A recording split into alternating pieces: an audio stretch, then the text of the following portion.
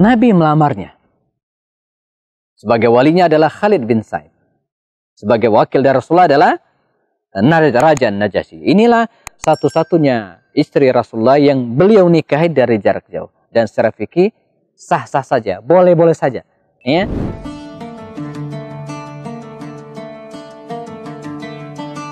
Bahkan sampai hari ini bahkan Khadijah dan keluarganya itu disebut dengan keluarga Tahirah.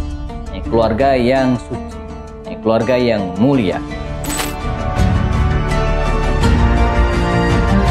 Dan saya termasuk memegang hidung saya, kata Sultan. Ini membuat Nabi tersenyum, ketawa gitu ya. Dan begitu cara dia menghibur baginda Rasul. Wanita inspiratif dalam sejarah.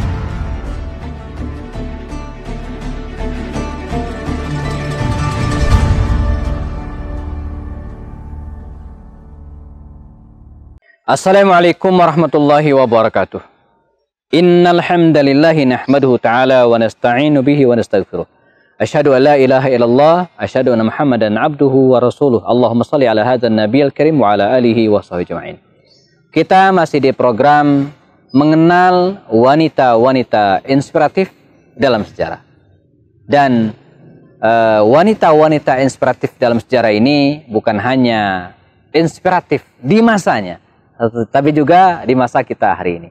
Dan hari ini kita akan berkenalan dengan seorang wanita yang luar biasa, yang juga termasuk min ummahatil mu'minin, ya, ibu orang-orang beriman, yang semula adalah ayahnya adalah musuh kaum muslimin, Abu Sufyan bin Harb, seorang yang sangat memusuhi Rasulullah pada awal-awal dakwah.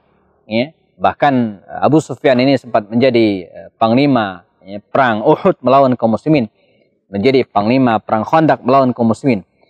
Nah, salah seorang putrinya yang namanya Ramlah binti Abu Sufyan menjadi istri Rasulullah SAW. Nah, bagaimana ceritanya kita akan bahas. Ramlah, ini nama aslinya, Ramlah binti Abu Sufyan, putri dari Abu Sufyan. Ibunya adalah Sofia binti Abil As, yang kalau kita runut dalam sejarah berarti dia adalah bibinya Utsman bin Affan. Karena Utsman bin Affan bin Abil As. Nah, jadi ibunya adalah bibi dari Utsman bin Affan. Dan bukan Hindun. Nah, jadi kita pisahkan. Ada sahabat Nabi yang terkenal namanya Muawiyah bin Abu Sufyan. Nah, ini Ramlah binti Abu Sufyan. Jadi mereka Muawiyah dengan Ramlah ini satu ayah, yaitu Abu Sufyan. Tapi dari ibu yang berbeda. Karena Muawiyah itu ibunya adalah Hindun binti Utbah bin Rabi'ah dari kabilah Bani Abdi Syams. Nah, kalau ini Ramlah ini ibunya adalah Sofia binti Abil As, yang merupakan bibi dari Utsman bin Affan radhiyallahu anhu dari kabilah Bani Umayyah. Dari sini kita dapat gambaran bahwa Ramlah ini, ibu jemaah sekalian, wanita yang terhormat. Ayahnya Abu Sufyan bin Harb. Ya. Nah, berbeda dengan ayahnya. Kalaulah ayahnya masuk Islam belakangan dan sempat menjadi seteru Rasulullah dalam dua perang besar, perang Uhud dan perang Khandaq, tapi tidak dengan Ramlah. Ramlah ini jamaah, dia masuk Islam pada awal-awal dakwah. Mengapa demikian? Sebab suaminya Ubaidillah bin Jahash ini termasuk tokoh yang mendalami teori-teori akhir zaman, begitu kira-kira.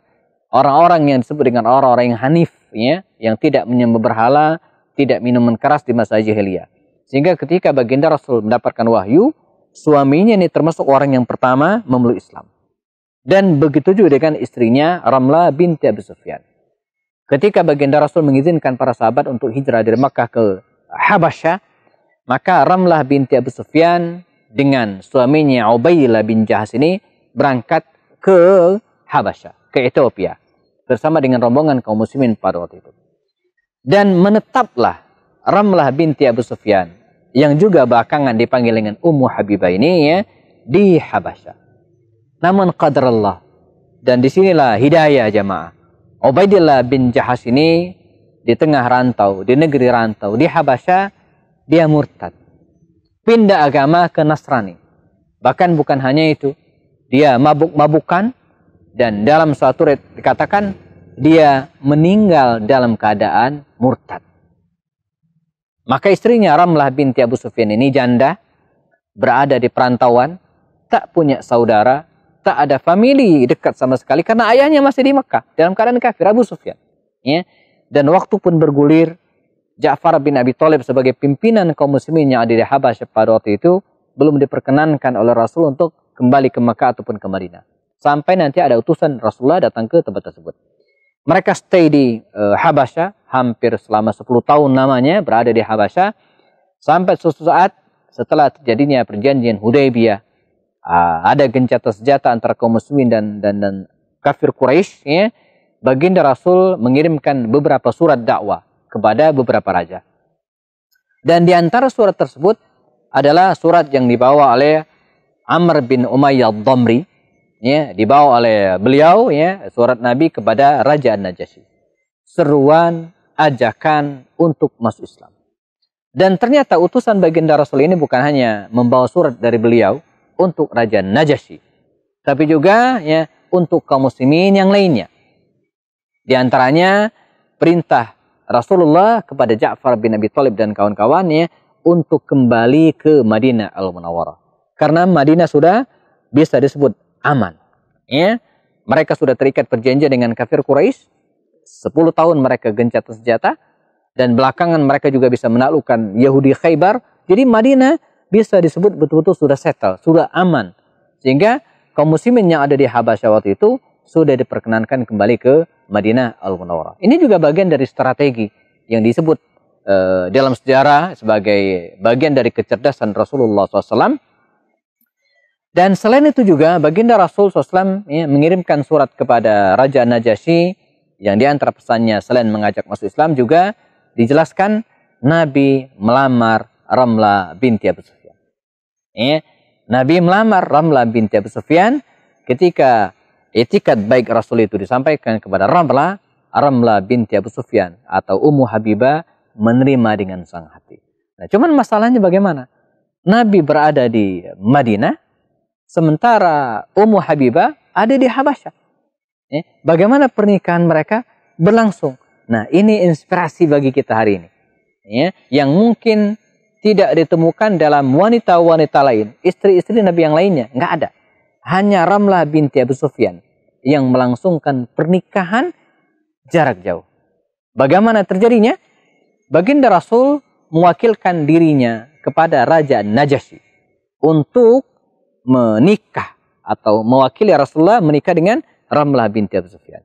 Sementara Ramlah binti Abu Sufyan mewakilkan dirinya sebagai wali, karena mestinya Abu Sufyan yang menjadi walinya, karena Abu Sufyan masih kafir berada di Mekah, maka dicarilah laki-laki yang paling dekat nasabnya, yang paling dekat ke familianya, ya, dengan Ramlah ini. Dan ketemulah seorang sahabat mulia, yaitu Khalid bin Sa'id. Ya, maka Khalid bin Sa'id inilah yang menjadi wali Ramlah binti Sufyan untuk menikah dengan baginda Rasul yang diwakili oleh Raja An-Najasyi. Nah, bagaimana kisah selanjutnya dari pernikahan Rasulullah dengan Ramlah binti Abu Sufyan ini, kita akan bahas setelah yang berikut.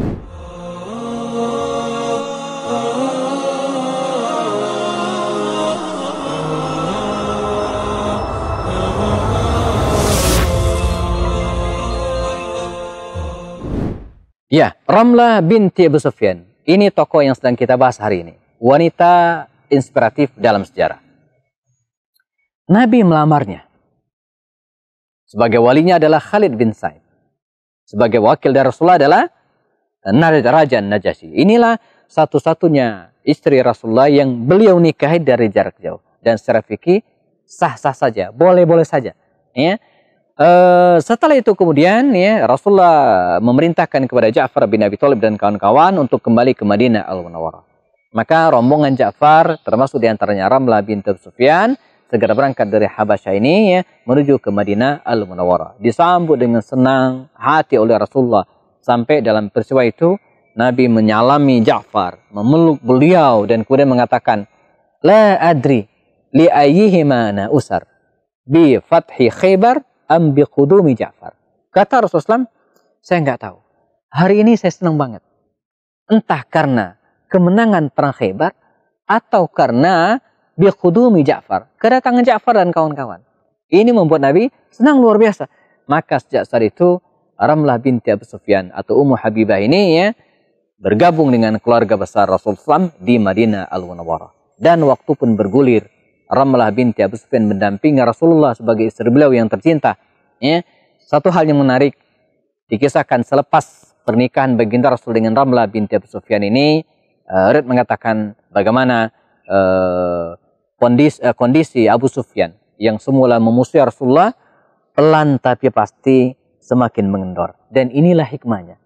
Hikmah pernikahan Nabi dengan Ramlah ini diantara adalah hikmah as-siyasiyah, hikmah politik, ada misi politiknya.